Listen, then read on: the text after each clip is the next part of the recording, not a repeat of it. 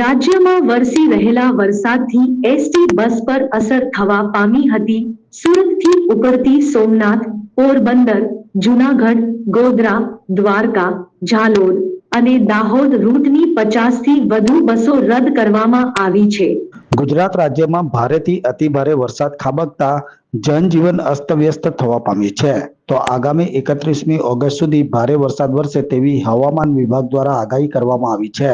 તો તંત્ર દ્વારા અલગ અલગ ટીમ કામગીરી માટે તૈનાત કરવામાં આવી છે. તો બીજી તરફ ભારે વરસાદથી સુરતથી ઉપડતી સોમનાથ, પોરબંદર, જૂનાગઢ, ગોધરા, દ્વારકા, ઝાલોદ અને દાહોદ રૂટની 50થી વધુ બસો રદ કરવામાં આવી છે. આ રૂટ પર રોજ ઉપડતી 52 ટ્રીપની બસો રદ કરવામાં આવી છે. 19 જેટલા રૂટ પર વરસાદની અસર જોવા મળી હતી. બસો રદ થતા સુરતમાં 1000થી વધુ મુસાફરો અટવાયા હોવાની વિગતો પણ જાણવા મળી છે. પીવી ગુર્જર, વિભાગીય નિયામક, સુરત. કઈ પ્રકારે બસો રદ કરવામાં આવી છે, કેટલા મુસાફરોને અસર થઈ છે?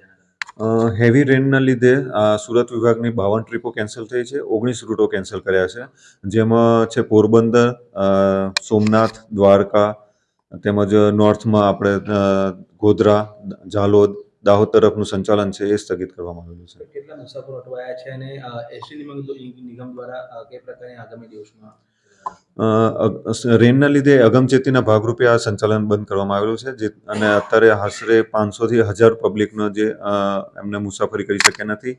પરંતુ આ જે હેવી રેન છે અને અગમચેતી ભાગરૂપે મુસાફરો પાણી ઊંચું થાય અને સંચાલન ચાલુ થાય પછી મુસાફરી કરે એવી વિનંતી છે. 3 દિવસમાં કેટલી ટ્રીપો રદ કરાઈ છે? સુરત વિભાગને 70થી 80 ટ્રીપો રદ કરવામાં આવેલી છે.